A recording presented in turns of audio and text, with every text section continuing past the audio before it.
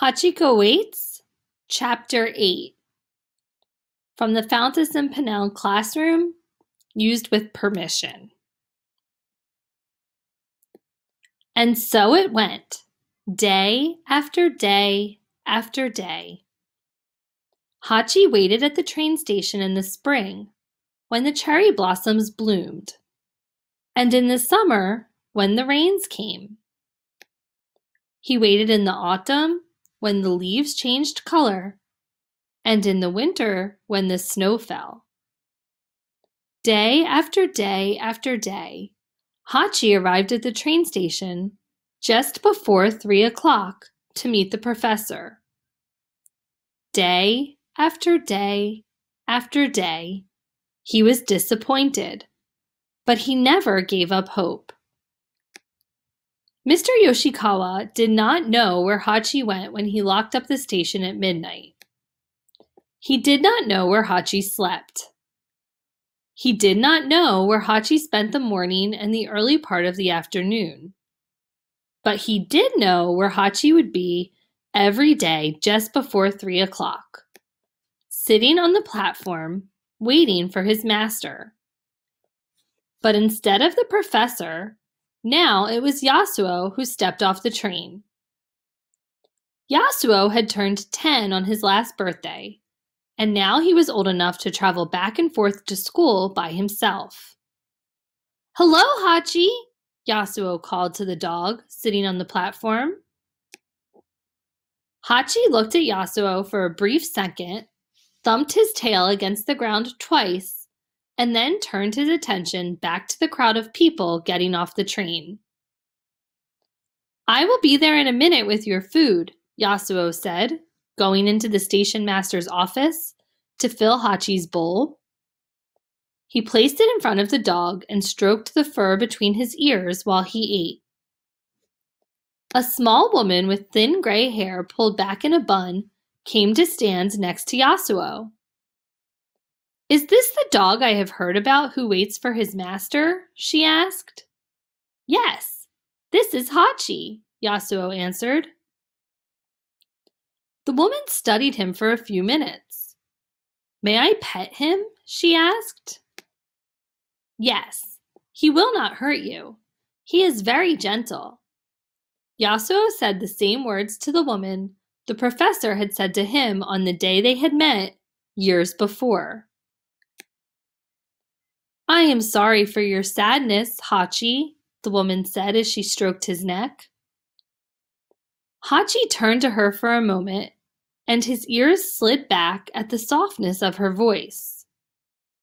She gently rubbed the white patch of fur between Hachi's eyes as he looked at her.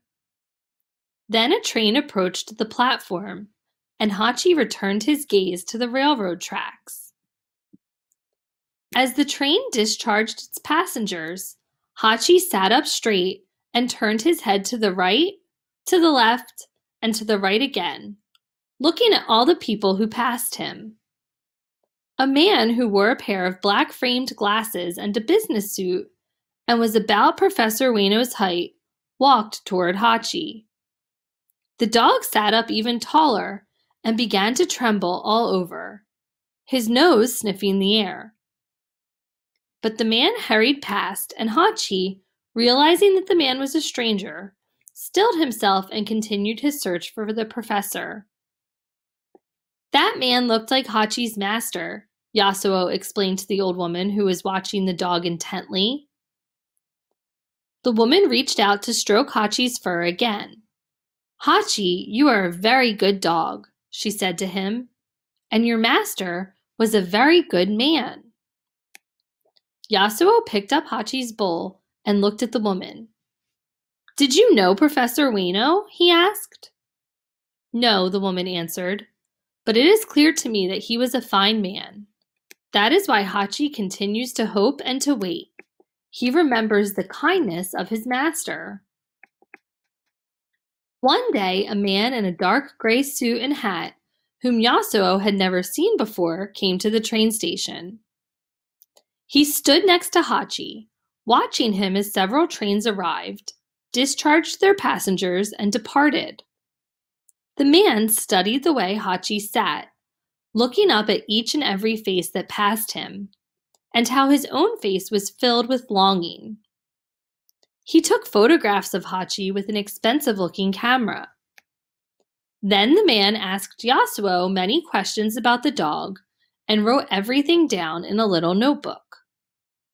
The next day, when Yasuo arrived at the train station, Mr. Yoshikawa handed him a newspaper. "Look, here is a picture of our Hachi," he said, pointing to a page. "Hachiko waits." Yasuo read the headline out loud. Then he read the caption underneath, Hachi's photo. "Chuken Hachiko sits at Shibuya Station waiting for his master." "I think he has earned the official name of Hachiko," said the station master. "After all, he is our beloved Hachi, and he deserves a name of respect." "I will tell him," Yasuo said as he crossed the platform. "Look, here's your photo, Hachiko." Yasuo emphasized the term of honor and affection the newspaper had added to the end of Hachi's name. Hachi wagged his tail at the sound of Yasuo's voice and turned to smell the newspaper he held, but found it of little interest. As always, his main concern was the people on the platform who had just come off a train. "And here is your new name." Yasuo held the paper out again. "Chuken Hachiko, the faithful dog Hachiko. You are a celebrity now, Hachiko." From that day on, people from all over Japan came to see Chuken Hachiko, the famous dog who sat in Shibuya Station waiting for his master. Many people who had fallen on hard times drew strength from meeting him. "If Hachiko does not give up hope, we will not give up hope," they said to one another. Many people stroked Hachiko's fur, believing that touching him would bring them good fortune.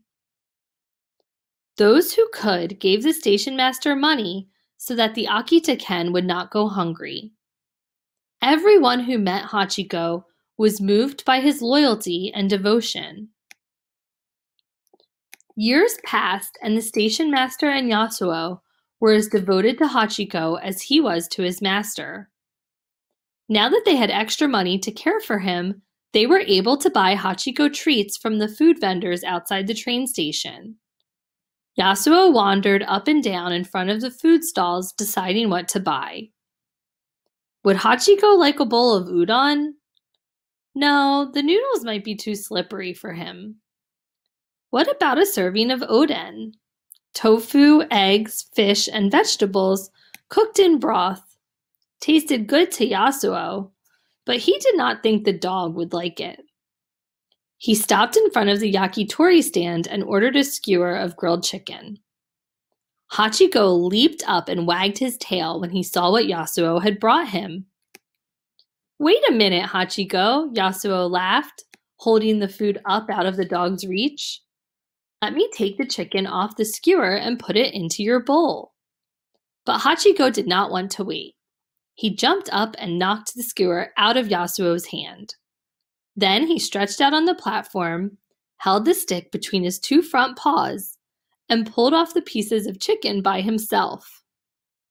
"How clever you are," Yasuo said. "I have never seen a dog do that." Yasuo went downstairs to buy another serving of yakitori and asked the vendor to follow him back to the train station. He called the station master over to watch Hachiko eat. "Look how smart he is." Yasuo pointed at Hachiko pulling the chicken off the skewer. "Yes, he is very bright," Mr. Yoshikawa agreed. "And he had an excellent teacher," the station master reminded Yasuo. "He may have a skewer of yakitori whenever he wants one," the food vendor said. "You do not have to pay me for it. It is my pleasure."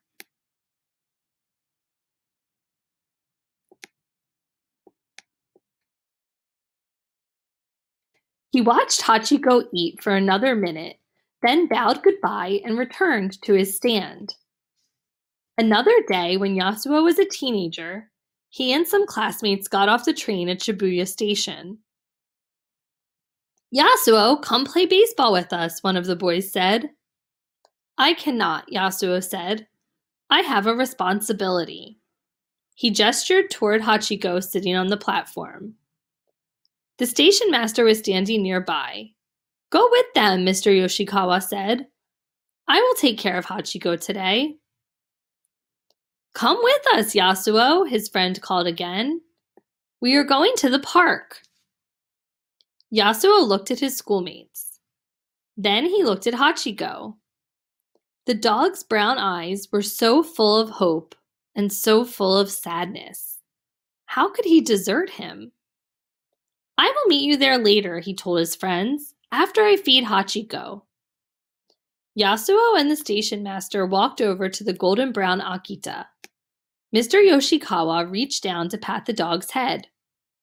"You are very good to him," he said to Yasuo. "Someday he will reward you."